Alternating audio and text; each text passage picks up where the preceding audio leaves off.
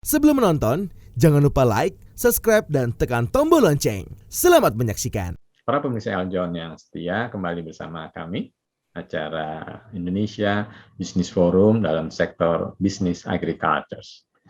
Tetap bersama kita semua narasumber yang begitu istimewa dari grup perusahaan yang begitu besar, Sinarmas, Bapak Egy, dari PPKS Pusat Penelitian kelapa sawit yang ada di ujung sana di Medan, dan wakil dari petani kita yang ada di Riau, ya, kantong sawit terbesar di Indonesia, Riau.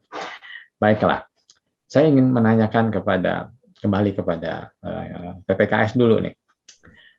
PPKS adalah sebuah lembaga penelitian, juga bertindak sebagai produsen untuk benih-benih yang bermutu, benih-benih yang bersertifikat, ya. Kalau kita lihat program PSR ini bukan tahun ini sebetulnya digulirkan. Sejak 2015 berawalnya berdiri sebuah badan layanan umum di bawah Kementerian Keuangan bernama BPDPKS, Badan Pengelola Dana Perkebunan Kelapa Sawit. Program PSR sudah digulirkan.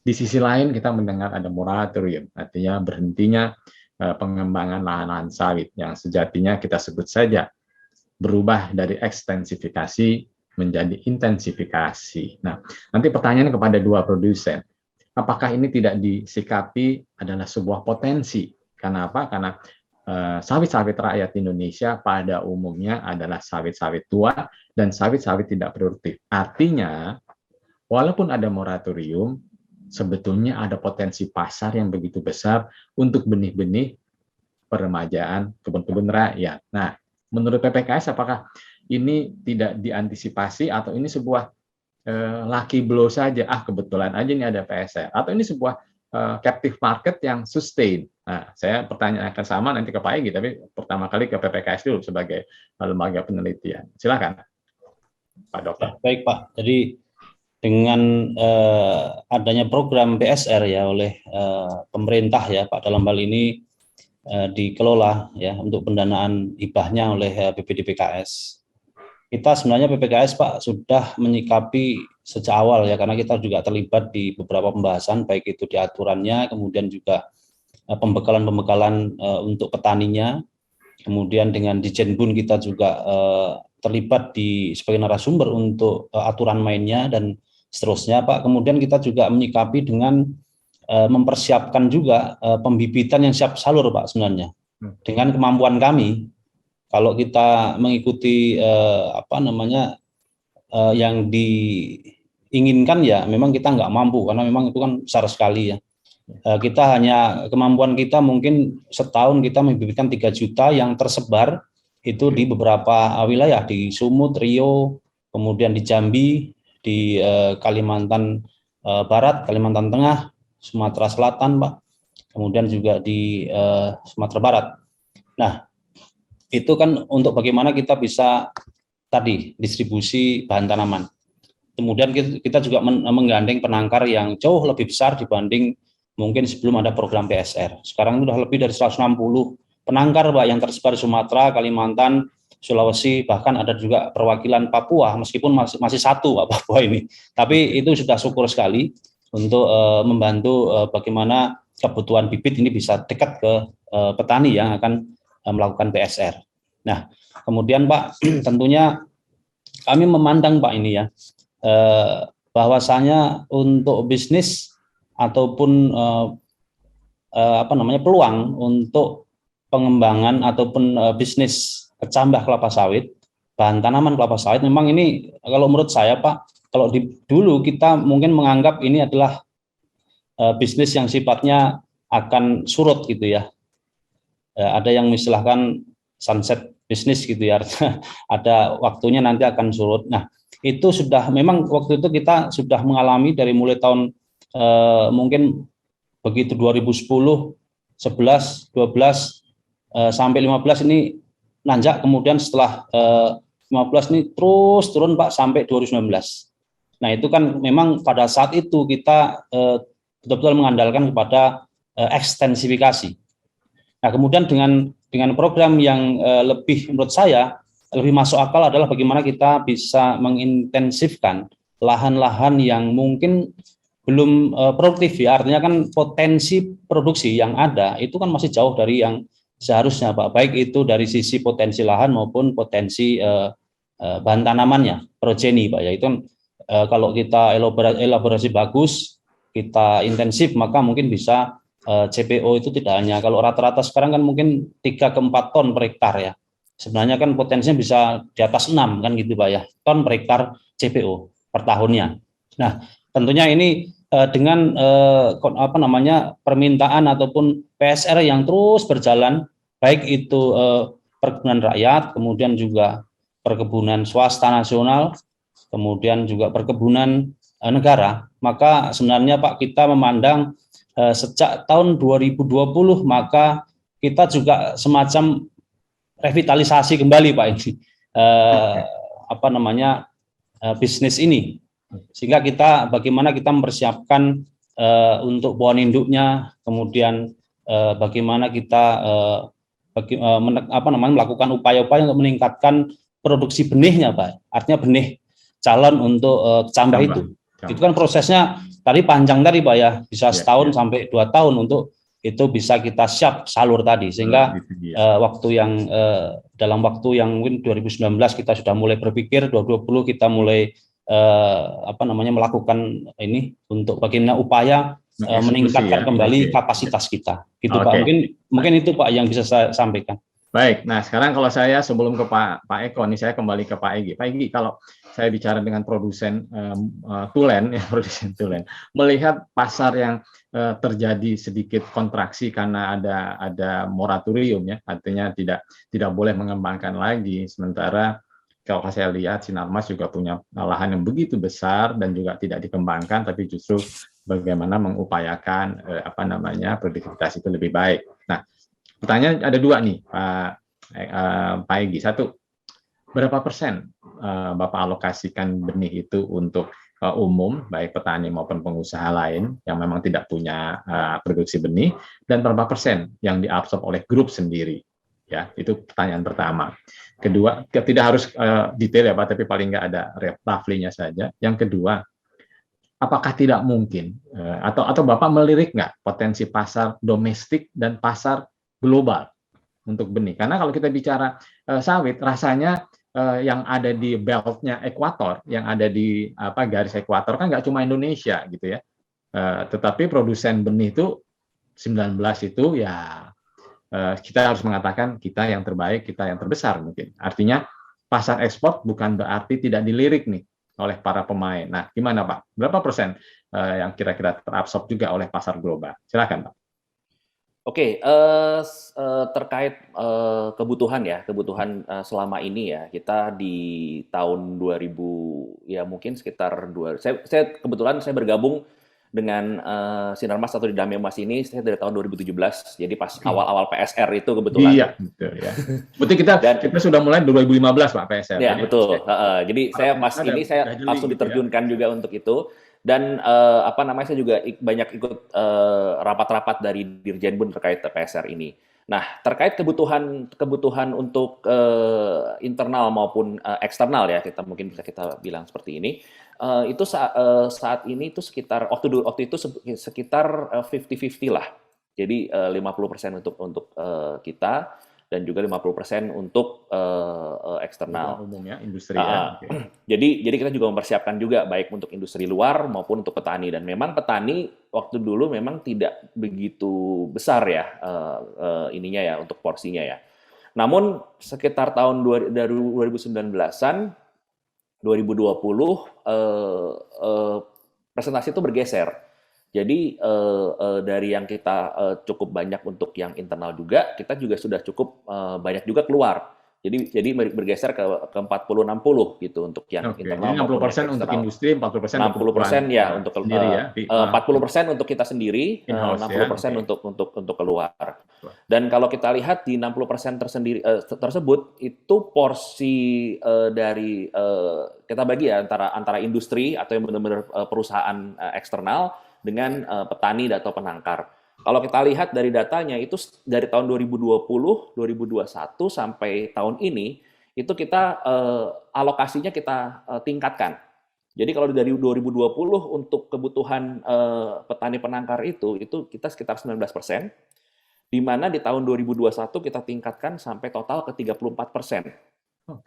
Dan di tahun ini dari yang angka 60% itu, dari angka 100%, itu kita untuk kebutuhan PSR dan petani dalam hal beli retail ya di sini ya, Iya. itu kita 47%.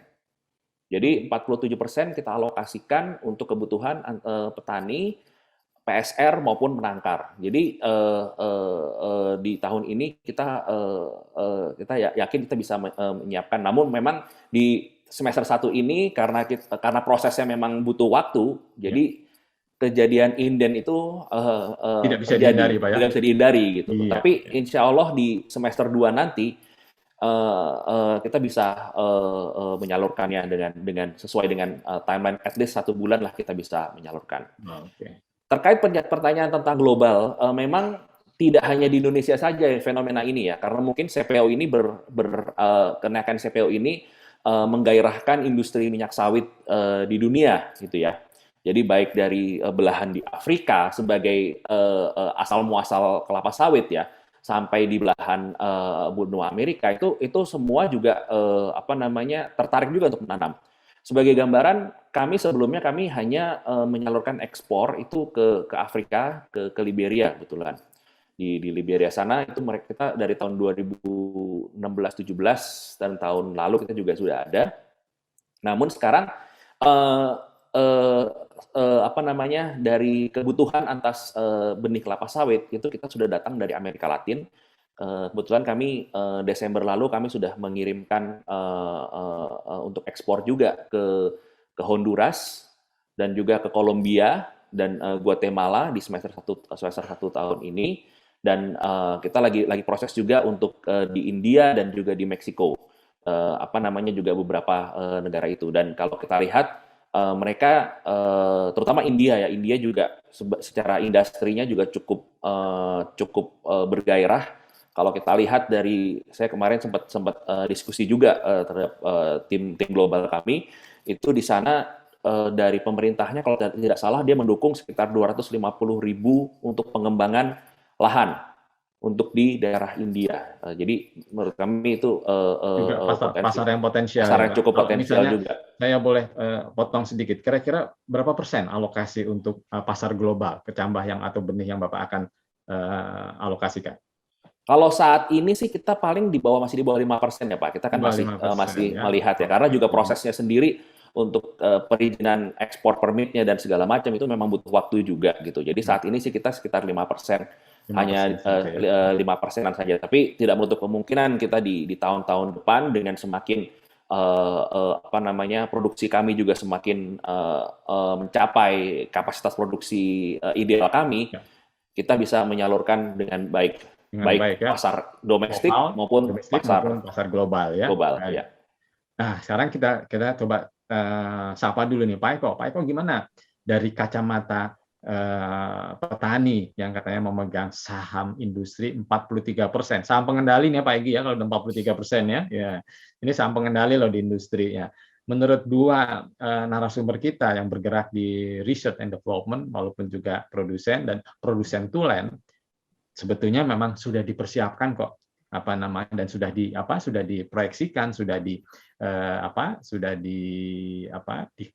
diperkirakan bahwa memang permintaan itu akan meningkat, sehingga para produsen juga menyiapkan diri untuk bisa memberikan pelayanan yang terbaik. Nah, kalau menurut Pak Eko dari kacamata petani yang katanya tadi dalam segmen pertama, kami kesusahan nih untuk bisa mendapatkan benih-benih yang certified, benih-benih yang legitim, yang nanti akan memberikan kepastian produksi yang lebih baik. Gimana Pak Eko? Menurut kacamata petani gimana? Baik, terima kasih. Jadi kita dari petani, dari Asosiasi Petani Kelapa Sawit Indonesia, dalam hal ini kesempatan yang baik ini cukup menarik ini ya, karena pada hari ini kita bisa diskusi dengan produsen benih terbesar di Indonesia ya, PPKS dan Damimas. Nah, kita dari petani hanya bisa meminta ya kepada pemerintah supaya bisa juga mendukung produsen benih ini supaya bisa kami dapatkan yang namanya benih yang bersertifikat tersebut, yang resmi tersebut dengan gampang, dengan mudah seperti itu. Jadi tidak perlu menunggu sampai 2-3 bulan. Jadi kita harapkan juga untuk ekspor ke luar negeri itu juga intinya bisa diutamakan dalam kebutuhan domestik dulu lah, ketimbang dengan ekspor ke luar negeri seperti itu. Nah, yang kedua juga yang perlu kita sampaikan supaya pemerintah mendukung produsen benih, membuat beberapa titik-titik penangkar di beberapa provinsi ya, khususnya potensi PSR yang cukup tinggi seperti itu. Jadi kita juga petani PSR ini bisa mendapatkan bibit yang bersertifikat tersebut dengan mudah seperti itu. Kemudian juga kita harapkan produsen-produsen benih yang baru bermunculan ya, artinya seperti perusahaan-perusahaan yang lain supaya bisa mengikuti yang sudah dikerjakan oleh seperti yang PPKS kerjakan, yakni pendampingan. Karena untuk kami petani, pendampingan itu cukup kami butuhkan seperti itu. Artinya after sale daripada pihak produsen benih itu harus ada lah begitu. Itu yang kami inginkan. Dan yang terakhir ini juga Pak Prayuda yang perlu saya sampaikan, masukan dari kawan-kawan penangkar ya, karena kita juga di asosiasi ada beberapa penangkar, teman-teman di penangkar, supaya kinerja daripada quality control yang ada di produsen benih juga ditingkatkan. Jangan karena permintaan benih yang tinggi ya, jadi quality control terkait kualitas seleksi bibit benih yang di produsen benih itu terabaikan seperti itu. Jadi ketika nanti kami melakukan pembibitan di penangkar kami, tidak terlalu tinggi yang namanya seleksi itu seperti itu. Baik, Pak Eko. Artinya dari konsumen begitu besar harapannya bahwa kuantitas dan kualitas tetap terjaga dan aksesibilitas dengan mudah, artinya tidak harus berlama-lama sehingga program-program percepatan PSR bisa terrealisasi. Nah, tadi ada sedikit yang saya ingin garis bawahi. Dengan mudah mendapatkannya, tapi kalau harga gimana, Pak Eko, dari kacamata konsumen, apakah harga itu cukup reasonable atau karena permintaan banyak ada kesempatan nih demand-nya begitu hebat, suplainya lagi pas susah ya. Contohnya kalau saya boleh mengkritisi sedikit, minyak goreng lah gitu ya kan, minyak goreng melambung nih Pak, wah ya kan, harga sawit membumbung, minyak goreng melambung, kita semua jadi limbung kan gitu ya. Nah, kira-kira kalau untuk kecambah nih, kira-kira harganya sudah cukup reasonable nggak nih Pak dengan demand yang begitu meningkat, tapi suplainya menurut Bapak-Bapak tadi perlu waktu gitu ya. Kami punya kapasitas, kami punya pengalaman dan lain sebagainya, tapi kan ini semua perlu waktu. Nah, kira-kira harganya gimana, Pak Eko, dari kacamata konsumen? Nah, ya silakan Pak. Untuk harga baik untuk harga benih maupun bibit itu sudah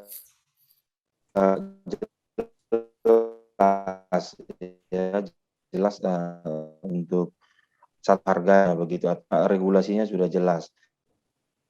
Oke, jadi artinya sudah cukup aman ya Pak dari sisi harga, hanya tinggal dari sisi kuantitas ya, ingin dapat bisa sesegera mungkin, tidak harus berinden lama ya, gitu. Betul. Ya. Baik Pak, artinya harapan lagi nih kepada pemerintah. Nah, kalau kembali ke PPKS atau juga ke Pak Sinarmas, siapa saja yang bisa menambah? Kira-kira apakah memang masih diperlukan dukungan pemerintah untuk bisa menjawab permintaan pasar yang begitu hebat, atau memang sebetulnya secara natural saja proses ini akan berjalan? Apa memang tidak perlulah pemerintah turun tangan, tetapi percayalah kepada produsen, percayalah kepada PPKS bahwa waktu saja yang nanti akan membuktikan kami memang mendukung PSR ini. Silakan mungkin dari Pak Dokter dulu. Gimana Pak? Apakah memang masih diperlukan nih entah namanya insentif apapun yang ada dari pemerintah, atau ya sudah nanti secara alamiah waktu yang membuktikan kami mampu gitu. Silakan Pak Dokter. Baik Pak Prayuda. Jadi kita sebenarnya mengantisipasi Pak ya dengan kondisi kebutuhan PSR. Kita mempersiapkan pengaktifkan kembali pohon-pohon induk kami yang mungkin dalam beberapa tahun itu sempat kami nonaktifkan ya, karena memang kondisi waktu itu kan memang kurang bagus permintaan kecambah. Tetapi dengan peningkatan kebutuhan terutama untuk PSR, sekali lagi Pak, ini karena terus terang Pak, untuk PSR ini Pak ya, kebutuhan PSR cukup tinggi. Bahkan kami di tahun 2021 ini kita penyaluran ke ini rakyat Pak ya. Rakyat ini pokoknya yang non BUMN sama non swasta itu mencapai 73% Pak ini.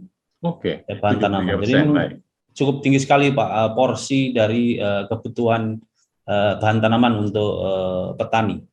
Nah, tentunya kami saat ini sudah berupaya Pak ya untuk bagaimana kita bisa memenuhi gitu ya, sehingga tidak ada inden ataupun antrian-antrian yang terjadi ya. Memang karena sekarang ini kita masih butuh waktu, mudah-mudahan di semester 2 ini bisa lebih baik Pak untuk penyaluran. Ini mohon doanya. Tentunya kalau dukungan pemerintah ya tentunya kami masih tetap memerlukan paling tidak sinergi Pak ya, untuk membantu bagaimana kita bersama-sama meningkatkan quality control Pak, karena kita punya lebih dari 160 penangkar yang itu juga punya asosiasi, yang itu juga diawasi oleh Kementerian Pertanian ya, dalam hal ini Direktorat Jenderal Perkebunan. Sehingga kita berharap sekali Pak, tentunya peran dari pemerintah ya dalam hal ini biasanya adalah di dalam Kementerian Pertanian, Direktorat Jenderal Perkebunan, itu bagaimana secara bersama-sama antara kami sebagai produsen untuk mengawal ya penangkar-penangkar ini, sehingga quality control bisa kita jaga secara bersama-sama. Baik Pak, baik, terima kasih Pak Dr. Nasrahal. Mungkin closing statement supaya para konsumen tenang ini mungkin dari Pak Egy nih, produsen tulen, pedagang tulen gitu Pak ya, supaya para konsumen tenang. Oke, pokoknya kami dapat alokasi kok, kami dapat kuota ya, tidak ditinggalkan untuk diekspor atau ditinggalkan hanya untuk industri besar gitu. Tapi petani dalam program PSR-nya tetap mendapat bagian. Nah, mungkin ada closing statement yang memberikan jaminan, kami berikan jaminan, pokoknya Anda pasti dapat. Nah, gimana Pak Egy? Silakan Pak. Ya, pada intinya kami di tahun ini kami anggarkan untuk peningkatan produksi lebih dari sekitar 50%. Namun apabila memang ada kebutuhan, kita bisa meningkatkan hampir 2 kali lipat dari tahun lalu ya, dari tahun 2021. Jadi itu dari kapasitas produksi kami. Dan kalau seperti saya jelaskan tadi bahwa untuk kebutuhan petani dan penangkar itu memang cukup signifikan kontribusinya, cukup besar kami alokasikan dibandingkan dengan untuk ekspor. Memang kita mencoba untuk ekspor karena juga tidak mungkin, kita juga ingin berpartisipasi juga di pasar global. Tapi memang untuk pasar lokal sendiri, terutama petani dan penangkar di sini kita alokasikan 47%. Jadi lebih tinggi daripada alokasi kita untuk internal. Jadi memang tunggu saja, dan terutama memang di semester 1 ini memang 3 bulan, kita butuh waktu 3 bulan. Tapi di semester 2 insya Allah kita bisa lebih cepat lagi, karena utang-utang kita yang dari sebelum-sebelumnya sudah bisa kita lunasi. Jadi kita bisa lebih cepat lagi dalam dalam bisa menyalurkan dalam delivery-nya. Dan juga kita saat ini juga bekerja sama dengan sekitar, ya memang kita tidak sebanyak dari PPKS, kita sudah mulai bekerja sama dengan penangkar-penangkar.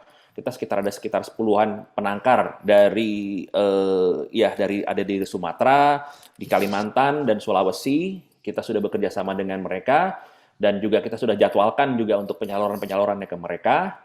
Dan juga kita juga menggandeng juga untuk dengan distributor kami untuk penjualan retail ke petani. Jadi untuk penjualan retail ke petani bisa nanti ada kontaknya juga, bisa cek di website kami untuk www.danmas.com untuk untuk bisa pesan retail maupun untuk dari hubungan petani. Jadi santai saja ya. Waktu akan menjawab. Baik, mudah-mudahan apa yang disampaikan oleh Pak Egy, juga Pak Dr. Winarna, bisa memberikan kenyamanan dan ketenangan para konsumen khususnya yang ada di PSR, dan ini merupakan suara dari industri kecambah bahwa kita siap, waktu yang akan membuktikan peran pemerintah tetap dibutuhkan supaya kualitas terjaga dan kuantitas yang dibutuhkan bisa terpenuhi. Para narasumber, saya mohon maaf karena waktu juga yang harus memisahkan kita, begitu cepatnya waktu, berdiskusi dengan para pakar, narasumber yang sangat kompeten, waktu rasanya tidak terasa, habis juga nih 1 jam kita ngobrol-ngobrol. Ya, mudah-mudahan Pak Eko sudah lebih tenang ya, ada pernyataan dari produsen bahwa waktu akan membuktikan kami siap, bersama kita bisa. Demikian para narasumber, sekali lagi kami mengaturkan terima kasih dari Eljon TV. Sukses selalu dan mudah-mudahan program PSR sesuai dengan rencana kita semua bisa tercapai sesuai target. Sampai jumpa di lain kesempatan.